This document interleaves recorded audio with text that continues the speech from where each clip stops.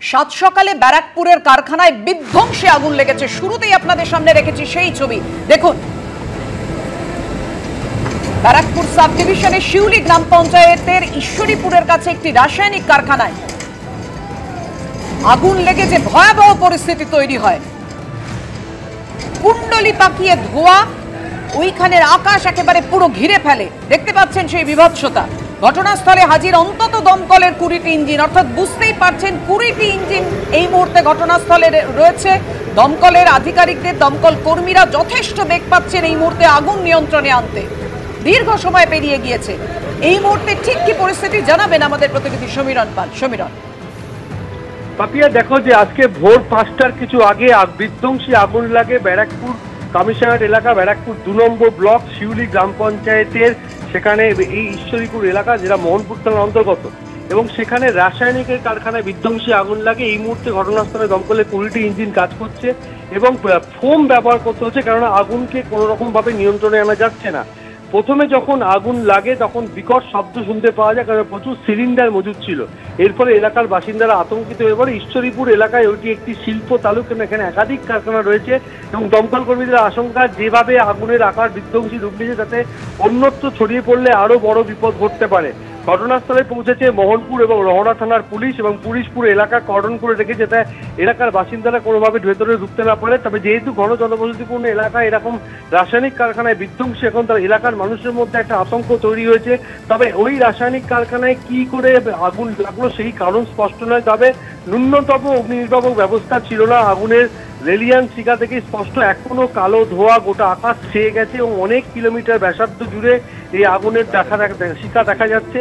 এবং এই মুহূর্তে এখনো আগুন নিয়ন্ত্রণে আসেনি। প্রায় 3 ঘন্টারও বেশি, 4 ঘন্টারও বেশি সময় অতিবাহিত হয়ে গেছে। দমকলের 20টি ইঞ্জিন যুদ্ধকালীন তৎপরতায় আগুন নেভানোর কাজ চালাচ্ছে। তবে যে রাসায়নিক কারখানা, সেখানে রঙের যে তেল ব্যবহার করা হয় সেই সমস্ত তেল উৎপন্ন হতো, অর্থাৎ অতি দাহ্য বস্তু সেখানে মজুদ ছিল। এইখানে ঘন জনবসতিপূর্ণ এলাকায় অতি দাহ্য বস্তুর যে কারখানা রয়েছে সেখানে ন্যূনতম অগ্নি নির্বাপক ব্যবস্থা ছিল না বলেই শোনা যাচ্ছে। তবে এই মুহূর্তে দমকল কর্মীরা ভেতরে প্রবেশ করার চেষ্টা করছেন, কিন্তু এখনো আগুন এতটাই বিভৎস আকার নিয়েছে তার ফলে দমকল কর্মীরা পুরোপুরি ভেতরে প্রবেশ করতে পারেনি। যতক্ষণ না তারা ভেতরে প্রবেশ করতে পারছে ততক্ষণ পর্যন্ত এই আগুন নিয়ন্ত্রণে আনা সম্ভব না। এই মুহূর্তে যুদ্ধকালীন তৎপরতায় 20টি ইঞ্জিন কাজ করছে এবং প্রত্যেকটা ইঞ্জিনের সঙ্গে ফোম পাঠানো হয়েছে যাতে অতি দাহ্য বস্তু সেখানে আগুন কিছুটা প্রশমিত করার জন্য ফোমের ব্যবহার করা শুরু হয়েছে। এমনটাই দমকল সূত্রে আমরা জানতে পেরেছি। তবে এখনো পর্যন্ত আগুন নিয়ন্ত্রণে আসেনি। পাপিয়া, তুমি আমাদের সঙ্গে থাকো সমীরণ। আপনারা দেখতে পাচ্ছেন দাউ দাউ করে জ্বলছে আগুন। ঘটনাস্থলে ছড়িয়ে ছিটিয়ে রয়েছে প্রচুর সিলিন্ডার। আশেপাশের বাড়িগুলোর কি অবস্থা? খুব স্বাভাবিকভাবেই যেভাবে আগুন লেগেছে তাতে আতঙ্কিত হয়ে পড়েছেন এলাকার মানুষজন। সমীরণ, একেবারে আশেপাশের বাসিন্দাদের মধ্যে একটা আতঙ্ক তৈরি হয়েছে। দমকল কর্মীরা যেটা চেষ্টা করছে যাতে এই আগুন একটা জায়গাতেই সীমাবদ্ধ থাকে, কেননা আশপাশে বেশ কয়েকটি কারখানা রয়েছে। সেই সমস্ত কারখানাতেও প্রচুর দাহ্য বস্তু মোতায়েন করা আছে। কোথাও কাগজের কারখানা, কোথাও প্লাইউডের কারখানা রয়েছে, অর্থাৎ যাতে আগুন দ্রুত অন্যত্র না ছড়িয়ে পড়তে পারে সেটা দেখার চেষ্টা করছে। কিন্তু এলাকার মানুষের মধ্যে একটা আতঙ্ক তৈরি হয়েছে। কিন্তু বারবার যখন এই সমস্ত এলাকায় অগ্নিকাণ্ডের ঘটনা ঘটে বারবার প্রশ্নে ওঠে যে নিরাপত্তা নিয়ে, কারণ এই সমস্ত ব্যাঙের ছাতার মতো গজিয়ে ওঠা যে সমস্ত কারখানা, যেটা নোয়াই খালের একেবারে তীরবর্তী এলাকায় বিভিন্ন জায়গায়, এখানে কখনো মোহনপুর, বন্দিপুর, ইছাপুর, নীলগঞ্জ গ্রাম পঞ্চায়েত এলাকায় এই ধরনের ছোট বড় কারখানা রয়েছে এবং সেই সমস্ত কারখানায় ন্যূনতম অগ্নি নির্বাপক ব্যবস্থা ছবিটা সামনে এসে পড়ে, কেননা এখানেও দেখা যাচ্ছে যে ন্যূনতম অগ্নি নির্বাপক ব্যবস্থা ছিল না। তবে পুলিশের পক্ষ থেকে জানানো হচ্ছে যে যেহেতু খুব ভোরবেলা আগুন লাগে তার ফলে কারখানার ভেতরে কেউ আটকে আছে কিনা সেটা পুলিশের কাছে কোনো খবর নেই, অর্থাৎ এখনো পর্যন্ত হতাহতের কোনো খবর নেই। তবে আগুন বিধ্বংসী আকার নিয়েছে এবং এখনো পর্যন্ত আগুন নিয়ন্ত্রণে আসেনি। এই আগুন পুরোপুরি নিয়ন্ত্রিত হতে বেশ কয়েক ঘন্টা লেগে যাবে এবং ঘন জনবসতিপূর্ণ এলাকায় যাতে আগুন অন্যত্র ছড়িয়ে পড়তে না পারে সেদিকেই নজর রাখছেন দমকল কর্মীরা। পাপিয়া, ধন্যবাদ তোমায়।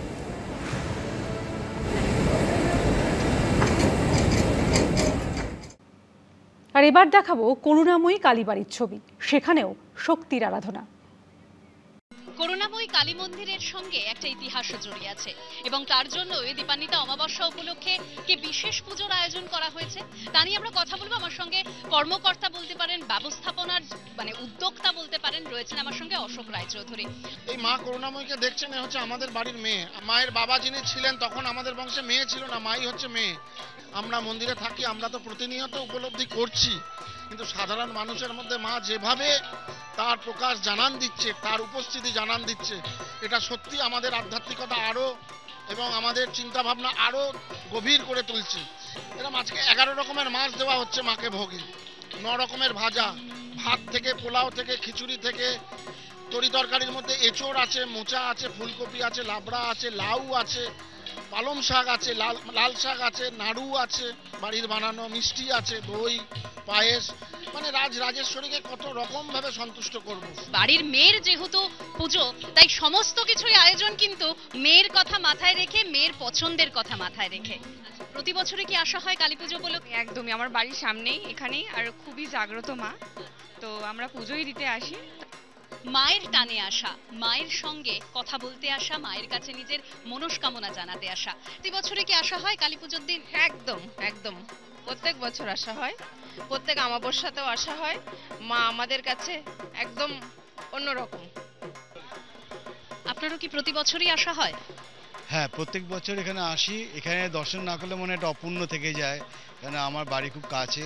শ্রাবণ রায়চৌধুরী পরিবারের একটা প্রতিষ্ঠিত যা ইতিহাস জড়িয়ে আছে, অত্যন্ত মানে ভেতরকার ব্যাপার, এটা অন্তর ব্যাপার, বলে বোঝানো যায় না। আর আজকের দিনে তো খুবই সুন্দর, অন্য সময়ও আসি, সবসময় আসি। নিজের মায়ের পুজো, সেই মায়ের পুজোর টানে তো আসতেই হবে। লেক কালীবাড়িতেও নিষ্ঠা ভরে পুজোর আয়োজন করা হয়। গতকাল সকাল থেকে দিনভর ভক্তদের ভিড় ছিল চোখে পড়ার মতো। সারা বছরই লেক কালীবাড়িতে পুজো দেওয়ার জন্য ভক্ত সমাগম হয়। কালী পুজোর রাত, গভীর রাত, ভক্ত সমাগমে কোনো খামতি দেখতে পাচ্ছি। অনেকেই দূর দূরান্ত থেকে আসছেন লেক কালীবাড়িতে পুজো দেওয়ার জন্য। প্রত্যেক বছরই সারা বছর লেক কালীবাড়িতে ভিড় হয়, লেক কালীবাড়িতে আসে। এবং লেক কালীবাড়ি যেটি শ্রী শ্রী 108 করুণাময়ী কালীমাতা মন্দির, যে লেক কালীবাড়ি হিসেবে পরিচিত, এবং সেই লেক কালীবাড়িতে কালী পুজোর রাত্রে পুজো দেওয়ার জন্য ভক্ত সমাগম দেখতে পাচ্ছি। লেক কালীবাড়িতে গভীর রাত, এবং সেক্ষেত্রেও কিন্তু একেবারে যে পুজোর যে আয়োজন, সেই আয়োজন একেবারে সকালবেলা থেকে, সকালবেলা থেকে শুরু হয়েছিল। লেক কালীবাড়িতে পুজোর যে রীতি রয়েছে সেটা হচ্ছে বছরে দুবার ঘট নতুন করে প্রতিষ্ঠা হয়, এবং আজকেও সেই দিন, যেখানে হচ্ছে ঘট বিসর্জন করে, পুরনো ঘট বিসর্জন করে নতুন ঘট প্রতিষ্ঠা করা হয়েছে।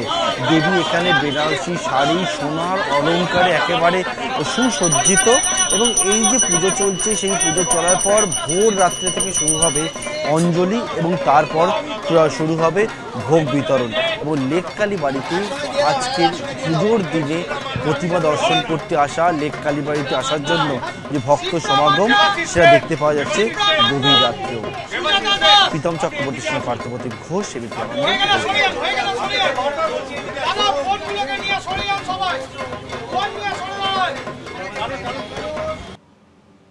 কাকুরগাছির আমরা সবাই ক্লাবের কালী পুজোর এবার 64তম বছর। এই পুজোর বিশেষত্ব হলো এখানে পঞ্চকালী একসঙ্গে পূজিত হন। মাঝখানে থাকেন শ্যামাকালী, ডান দিকে তারাপীঠ ও দক্ষিণেশ্বরের কালী, এবং বাম দিকে আদ্যাপীঠ ও কালীঘাটের কালী পূজিত হয়। পুজোর মূল উদ্যোক্তা বেলেঘাটার বিধায়ক পরেশ পাল। এই পুজোয় বরাবরই সাবেকিয়ানার ছোঁয়া।